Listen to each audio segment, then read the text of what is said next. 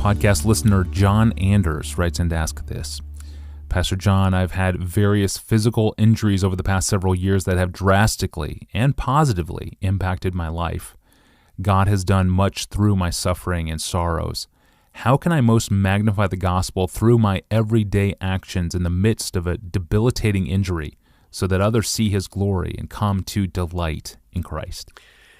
Well, the first thing I want to say is that in asking the question this way, John has been his own answer. How can I magnify the gospel through my everyday actions in the midst of suffering? Whoa. I mean, he's already done it for me anyway. He's caused me to be thankful for God's grace in his life. My sufferings have drastically and positively, that's an amazingly gracious word, impacted my life. So what can I say to him when he has already been his own answer? It seems to me like anything I would say here would be building on a very good foundation. So let me just draw attention to some biblical things that I'm sure John knows and may just be an encouragement to hear me say. How can I magnify the gospel? How can I magnify Christ in suffering so that others see Christ's glory and delight in him, he asks. There are two kinds of answer to that question.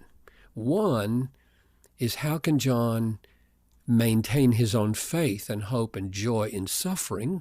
Because without that, he would be of no use to others. And the other way of answering the question is to think with him about the sorts of things he might do to help others enjoy what he's enjoying. So the two halves. How does he maintain his own faith and joy? And then maintaining it, what kinds of things might he do or say that would help others? So here's my answer to the first half. John, recall, this is how to maintain your faith. I mean, you're doing obviously a great job of it, but let's do it more and more. Recall that Christ, by his gospel work of dying for us and rising again, has secured all the promises of God.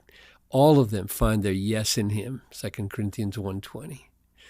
Second, learn from Paul's own suffering that God's good purpose in it all is that we will rely on God who raises the dead. 2 Corinthians 1:8. We were so utterly burdened beyond our strength that we despaired of life itself.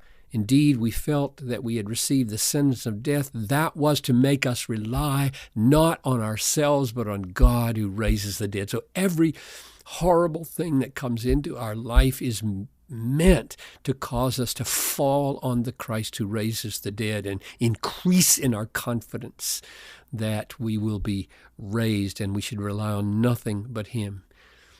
Third, take heart from the biblical assurance that suffering is preparing for us an eternal weight of glory in 2 Corinthians 4:16. We do not lose heart, though our outer nature is wasting away, our inner nature is being renewed day by day, for this light momentary affliction, namely lifelong affliction in John's case, is preparing for us an eternal weight of glory beyond all comparison.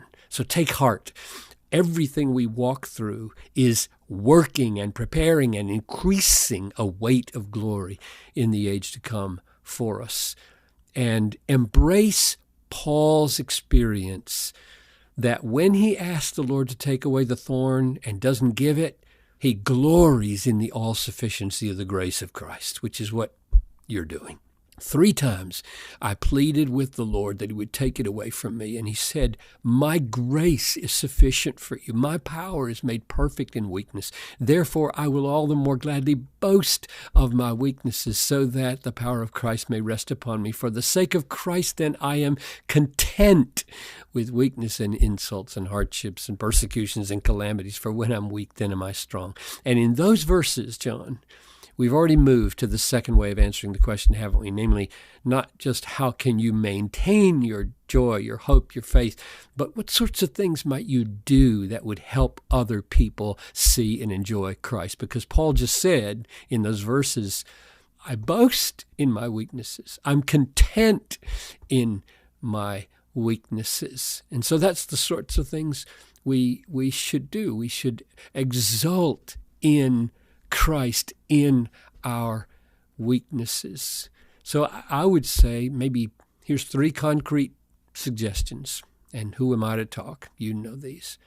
The sheer freedom from murmuring. So don't murmur against God. The sheer freedom of murmuring against God, Paul says in Philippians 2:15, is a light shining in a dark place.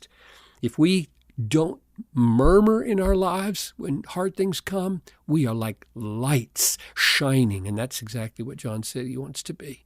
And the second thing is give expressions of praise to the goodness of God. There are a few people in my life, I think of one woman in particular, who lives with a chronic pain, chronic disability, and I know no one who's more full of praise than she is. And it is a powerful witness of God in my life every time we're around each other. So expressions of praise and attributions of the goodness of God. And the third one I would mention is live your life focused on others. Don't draw attention to your own injuries or disabilities, but take thought for others. This is what Paul said is the very essence of the mind of Christ in Philippians 2:5. Don't just take thought for yourself, but take thought for others, even when everything in you may be crying out, I hurt, pity me. So thank you, John, for already causing me to be more thankful for Christ in your life. And may God grant you great grace, as he said, my grace is sufficient for you. My power is made perfect in weakness. May it be so for you and for all of those who suffer. Pastor John, thank you. And John, thank you for the question, and thank you for your testimony to all of us. And I'm thankful for all of you who joined us again on the Ask Pastor John podcast. I'm your host, Tony Reinke. We'll be back tomorrow.